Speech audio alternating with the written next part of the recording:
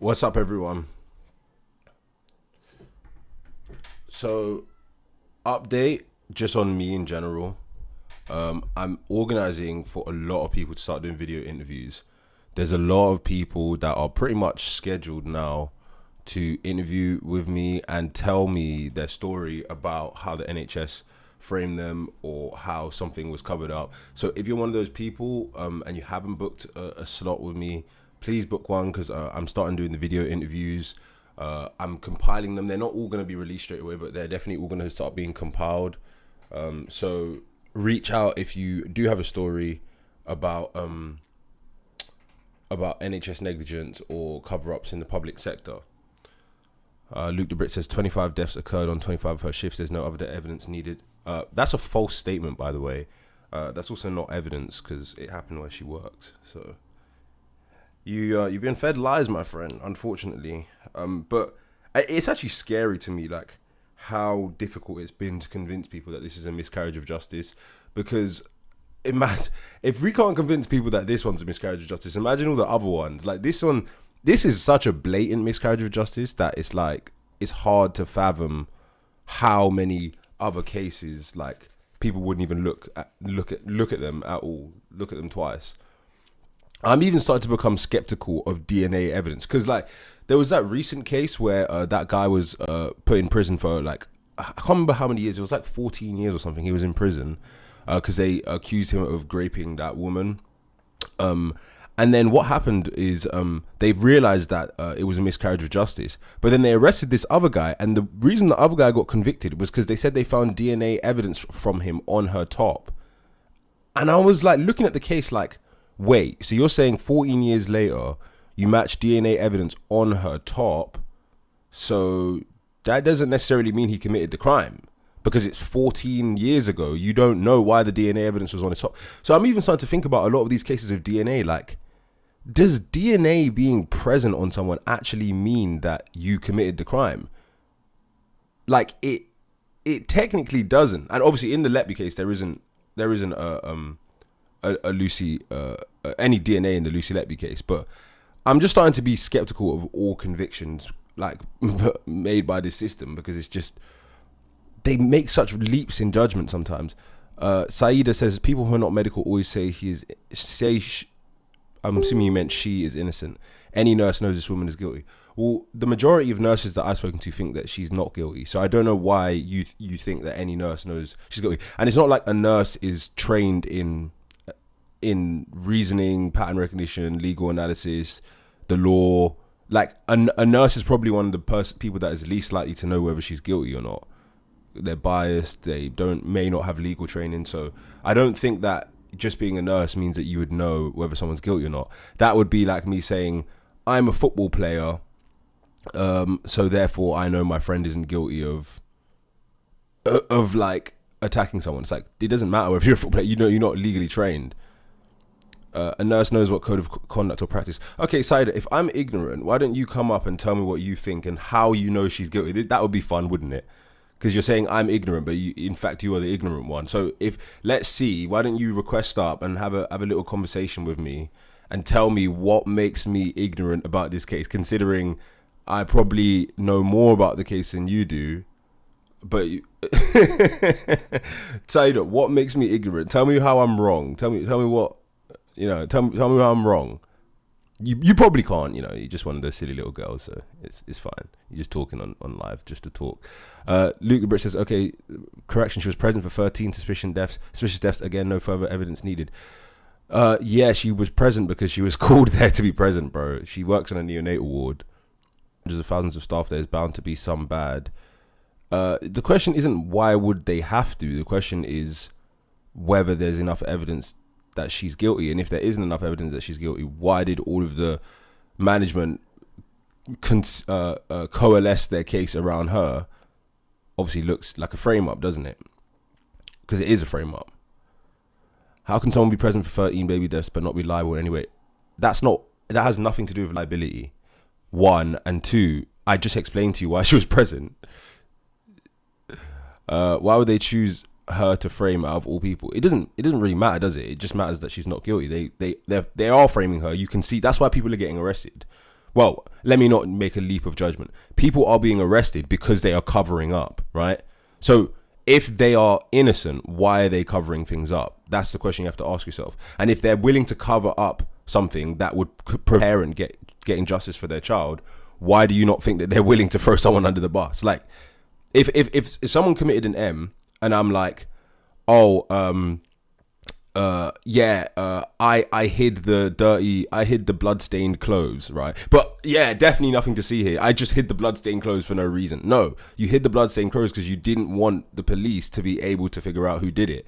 Are helping cover up whatever happened, whether she did it or didn't do it, because there's some culpability there that they don't want people to identify. So you have to look closer at what's happening in the case instead of just talking to talk. This live, I'm definitely just going to ignore the rage baiters because if you think she's guilty, that's fine. But I'm going to ignore the rage baiters because I don't want to get sidetracked on the live, so we can talk about some actual interesting stuff. Wasn't her boss arrested a few days ago? Yeah, I think it was. The announcement was yesterday. Arrested for perverting the course of justice. What's up, Mr. Things mixed up with the shift pattern data. So there were actually other babies that passed away while other nurses were present on the ward as well. You can actually look at the chart. I won't bring it up now, but if you want, I can send it to you. But there's a chart that shows, and what the chart that was shown to the jury didn't actually include all of the shift patterns of these other staff members that were also present for a lot of these baby deaths. And also, simply being present for a baby death when you work on a ward is not indicative that you murdered them. Like, there's a massive leap from that I'm biased because I had a child unalived on the neonatal ward. But the problem is that the reason why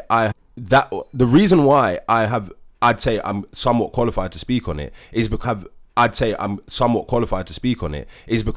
I can actually see how they frame people, because they try to frame me. So it's like, for me, it's not beyond the realm of possible. They literally tried to frame me. I've got all the evidence, all the documentation. They tried to frame me for my child. I've got the child death review. They tried to. I'm not going to go into too much details with my past, but I've had the police try to frame me. Yeah. So I do know that exists.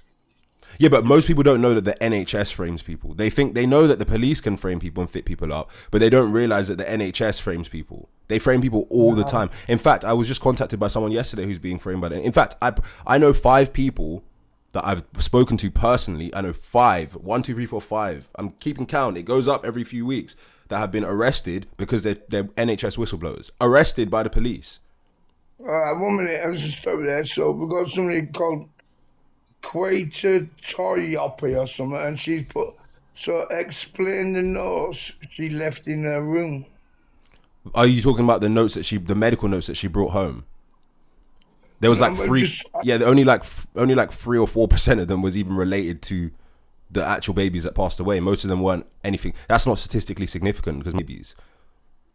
So that's basically irrelevant. Yeah. Oh, you're talking about the notes where she said I did it on purpose because I'm not good enough to care for them? No, the notes that said she killed them. Yeah, well, if she did it intentionally, why did she write because I'm not good enough to care for them? Some people, they lie that out. Not everybody's got a straight mind. In this hospital, he was actually the management in this hospital. Hang on a minute, the guy that did this postmortem, he did the postmortem of this baby. Hang on a minute, this same pattern is the exact same pattern they used on this person, on that person, that person. I can see it because I'm like, you have to be actively investigating these people to see the tactics that they use. I actually have a series on my page called Exposing NHS Tactics. You can see I break down all the tactics that they use. The falsification of medical notes, gaslighting, using the legal system against you. I break it down. Like, this is a modus operandi. This is like a one-off. So the problem is, people, when you say stuff about the Letby case, people think that you're making an incredulous claim because they're like, that's a one-off. Listen, no, what happened in the Letby case is they used the same tactics that they use on everyone that tries to expose them, and this one got out of hand. So now you're seeing it get out of hand to the greatest extent. But in reality, they use these same tactics on everybody. They frame people, they cover up, they document things that didn't happen. They say that the deaths were natural causes deaths. Do you understand? So you have to ask yourself as well, one of the most pertinent questions in the Letby cases, if there was something so suspicious about all of these deaths, right?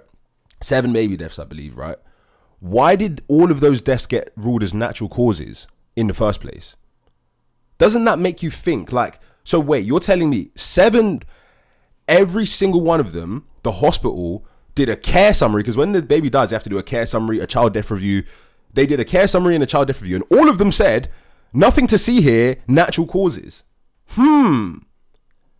That's weird, isn't it? So there's only 2 options. Either they were so incompetent that they couldn't even identify 7 suspicious deaths using the statutory processes that exist to identify those deaths, or they tried to cover up 7 deaths and then realized that Letby did it. Those are the only 2 options, right? Either they were so incompetent that they couldn't pick up on the 7 deaths, or they, no, there's a third option. So either they're so incompetent they couldn't pick up on the baby's deaths, or they tried to frame somebody, or they tried to cover up all the deaths, right? Or they tried to cover up for someone that they knew was a serial K. All of those options indicate that we can't trust the processes used to investigate deaths in hospitals. Does that make sense? Alphabet says covering their butt is one thing, framing a woman for 7 murders is a big leap. Well, that's because what you need to understand is that it's a cascading process. It's like Chinese whispers, right? So if I say to someone, Jill got the cat, and they whisper in someone else's ear, Bill got the hat, after 50 iterations of that, you're going to have Amma flew to Jamaica, yeah? Because every step, people go, oh, right? So in these cases, every step, everyone's trying to avoid accountability. So it's not that they said, what we're going to do is we're going to frame somebody and make it the largest miscarriage of justice in human history. They just go, oh, baby died. Oh, falsify the notes. Oh, the notes have been falsified. Oh, send the falsified care summary to the coroner. Oh, the coroner's got a falsified care summary. Oh, use the falsified care summary and the coroner's decision in the child death review. Oh, the child death review says that nothing to see here. Oh, published that this was a natural causes death, right? So now they do that multiple times. Oh, natural causes death. Then people start looking into it. Hang on a second, this death is strange. Oh, tell the investigative bodies that there's nothing to see here. Oh, the investigative bodies come and do an investigation. Oh, tell them that the person that's there to do the investigation isn't working today. Oh, the person's not working today. Tell them that this. So it's a process. It's not like they just decide on one day, we're going to frame someone. It's a process of every step. Everyone goes, oh, it wasn't me. It wasn't me. It wasn't me. It wasn't me. It wasn't me. Nothing to see here. Nothing to see here. Every step. Do you get it? So because this happens so routinely where everyone tries to cover their own back, it wasn't me, I wasn't there, it was her, it was him, I wrote the note says it wasn't me. Every single step, right, you get further and further from the truth. Do you get what I'm saying? So that's how, over a long period of time, because what happens is, imagine if the hospital realizes, fuck, we fucked up. Imagine they realize, let's say before the case went to the police, imagine they realize, shit, we fucked up. At that point, they've published 7 deaths as natural causes. Yeah. That's 7 child death reviews that say nothing to see here. That's 7 postmortems. Yeah. That's 7 sets of medical notes that have been tainted. Right? So you think at that point, and then there was also an internal investigation into Letby as well. So you think at that point they're going to go, oh, guys, actually, we fucked up. Let's go and tell all 7 of these parents that actually these deaths were negligent. Are they going to do that? And then what happened was the senior management then found out they were going to be investigated. And that's when they took the case to the police and said, oh, Lucy Letby. Do you understand? And then the police, even the way they did their investigation was biased. They literally was saying like, oh, give us this evidence related to Letby. They were like, oh, should we give you this? No, give us evidence related to this person. They already presupposed that it was Letby because all of the medical staff gave them cases related to Letby. They didn't just say, here's baby deaths, investigate them. They said, here's the relation of Lucy Letby to all of these baby deaths. Do you get it? And if you think that the police do robust investigations, well, I got a bridge to tell you. Ben says, what percentage of people... Well, it depends, obviously. It depends. But when there's culpability of the system, they're not doing an investigation to figure out if the NHS is wrong. I can tell you that. Do you still think private healthcare would be better?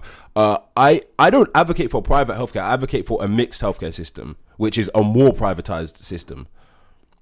So again, why did the death stop once she was arrested? Because the unit got downgraded. So they weren't taking the sickest babies. The deaths actually continued. So...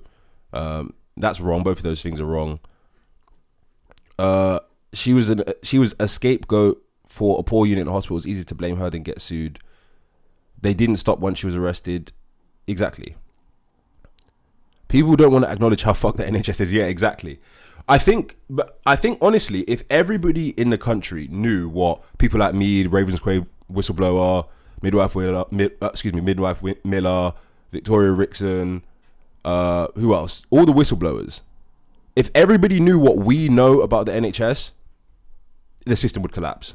Because the whole system is based on your faith and trust in it. That's why they cover stuff up, because they know that. They know that if you guys knew how they actually are, the system would collapse. There would be riots, there'd be protests. Nobody would trust them. So the whole system is predicated on the ignorance of people that don't realize how they operate.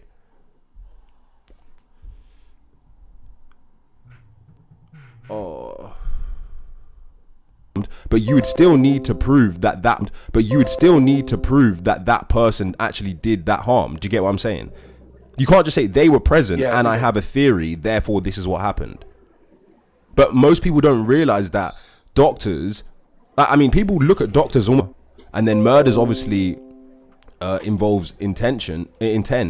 So I'm struggling with how they established that somebody was wrongfully killed by her, and then how they've established that she intentionally did this. So we've got 7 counts of murder and 8 counts of attempted murder.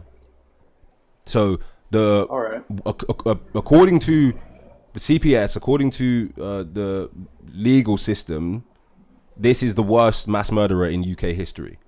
Conveniently during the worst crisis the NHS has really ever been in terms of like the maternity and neonatal wards. So just to kind of play devil's advocate here. Yeah. Could you acknowledge that, like, since she was a nurse, she would have the medical knowledge to kind of structure if she were to murder these babies in an accident, like Freeman as an accidental death? Potentially, yeah. Right. Yeah. Okay. But anybody can do anything. So you're mentioning the NHS. You know? Huh? Yeah, sure. So you're mentioning the NHS. What does that stand for? The National Health Service. Just because, I'm not in the United Kingdom. It's the National Health Service, so it's our universal universal healthcare in the UK, basically. Gotcha. Yeah. Yeah, we don't have that over here. So. Yeah, lucky. Gotcha. Yeah, right. Well, it's a very interesting case. I wanted to ask you too. What is the public opinion about this case? Like, I've seen a lot of skeptics, but what really would you say the ratio is? Like 10-90, 20-80? The public opinion is very, very divided. So I'd say at the start, the public opinion was like 80% guilty, 20% not guilty. For people, let's just say only include people that know about the case enough to even talk about it. Now, I would say, honestly, from what I see, I'd say it's 50-50 now. I'd like to believe it was like 70-20 in favor of her being not guilty, but I think I know better that it's very difficult to convince people that they've been misled. So I would say that it's probably 50-50 at this point. So would you say that the innocence party is the more publicly acceptable opinion? Like, I'm trying to find parallels because, like, for example, the OJ case, like OJ Simpson. Yeah. Like, that was very 50-50 when that happened. But nowadays it's more like, 99-1. So. Yeah. Well, to draw parallels to the OJ case, one thing that stands out that I'd say is very similar in both cases is that you have a lot of people that want the party to be guilty based on their personal feelings or personal affiliation. So, like, for example, one of the jurors in the OJ case came out and said that they only found him not guilty because he was black and stuff like that, right? Likewise, you do have a large percentage of people in the Letby case, from what I've experienced, that they essentially just want her to be guilty because she's a white woman. Like, I know that sounds crazy, but you'll see it in the comments. Like, I arouse people's skepticism. Hold on, let me see if I think I've got my internet's being terrible right now. Don't worry about it. I'm just getting that headline from the government review. Oh yeah, here it is, Guardian. NHS maternity units often cover up harmful errors. It's just loading. But yeah, basically, this is a thing. This is not happening isolated from these other things going on in NHS maternity. A lot of this stuff is very relevant. Gotcha. All right. So, do you think that Lucy Letby had mental health problems, and do you think that could have contributed to the guilty plea? She didn't. Conviction, I should say. Yeah, she didn't plead guilty. So I can't speculate on whether she has mental health problems. I spoke to someone that was in prison with her, and I posted that on my page as well. And I actually asked them, "Do you think that she has any kind of neurodivergence?" Summary: all of the medicine was given on time, and then the child death review will say they're given late, and then the inquest will say we have found from our observation, our perusal of the medical notes, that the medication was all given on time. I find it, as a matter of fact, that the medication was given on time. Therefore, it's not feasible that the medication was given late on the 12th of September. Therefore, the medication was given on time. Therefore, there's no evidence that this death was caused by late medication. Therefore, we accept the defense's theory that the death was caused by a systemic infection. Do you get it? Because they haven't, without the evidence supporting your theory, they will use another cause of death. And a lot of people don't realize that when a death is ruled natural causes, that doesn't mean that there wasn't negligence. Those two things are completely independent of each other.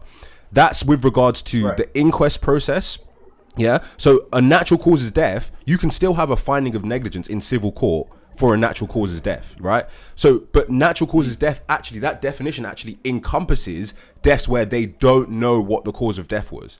So if you propose a theory, this child died due to medication being given late, if that theory gets rejected, they will just say it's a natural causes death, which means it could have been an infection, it could have been anything, but what it wasn't was what you said. Oh yeah. Do you get what I'm saying? So, but without them having that thing of this was potentially caused by the late medication, there will be nothing supporting your theory. There will be nothing.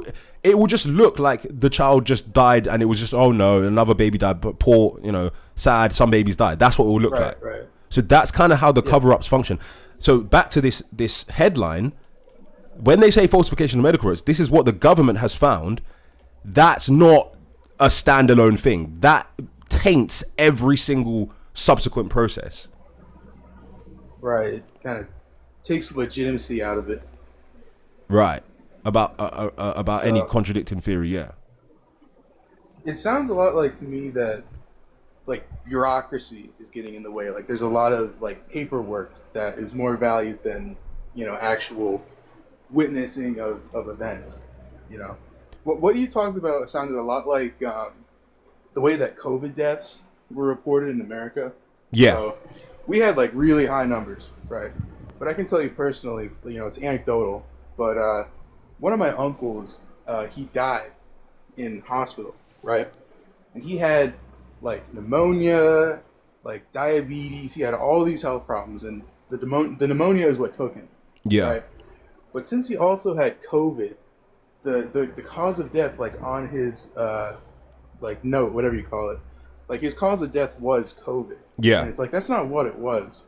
Right. It was these other things. So I can see how paperwork and all this confusing protocols that can kind of cloud people's perceptions. That could complicate things. Yeah. So basically, not just maternity that this is happening in. It's just now. I believe that a very, very large percentage of deaths are cover-ups, and I think sometimes they even cover up without even knowing because are cover-ups.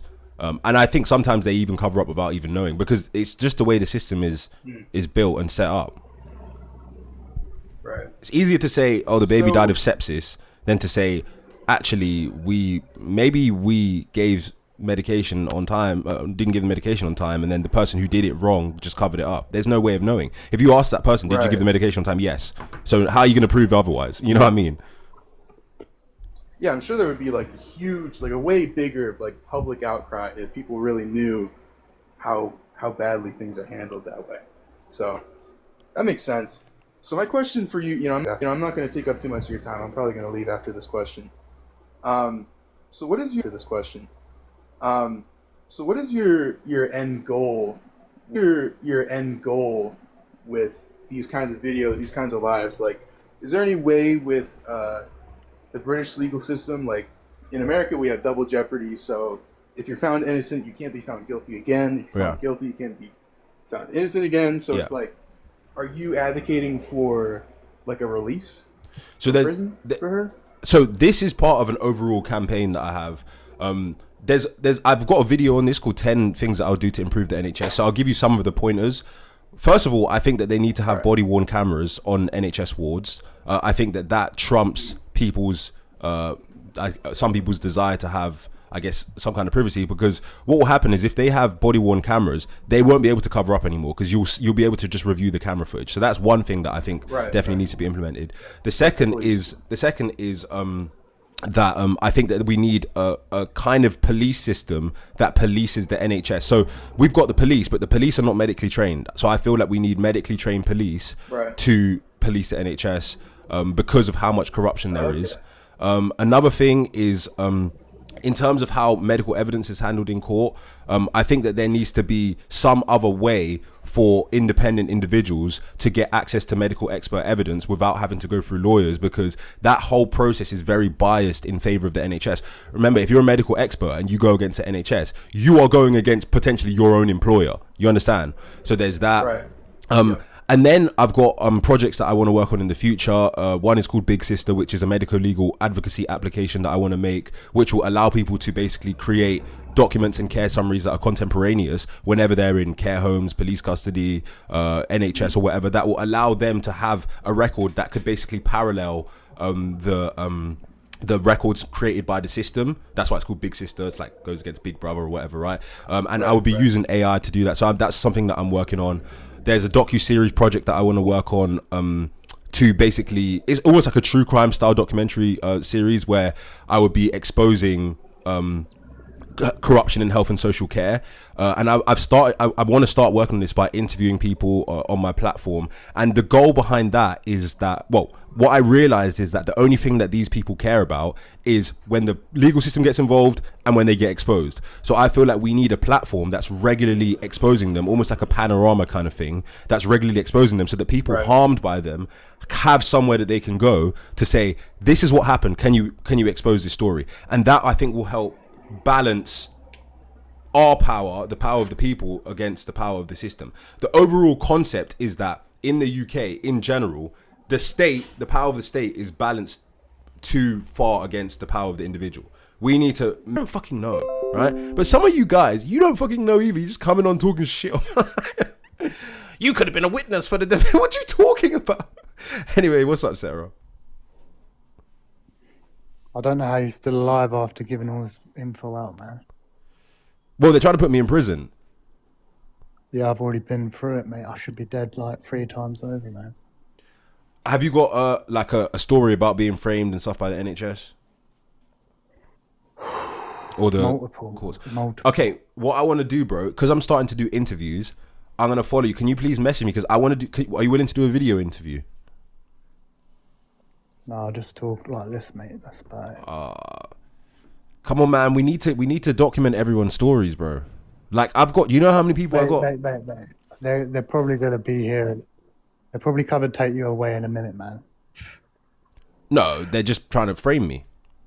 They'll throw you in the mental hospital and tell you you're fucking schizophrenic, mate.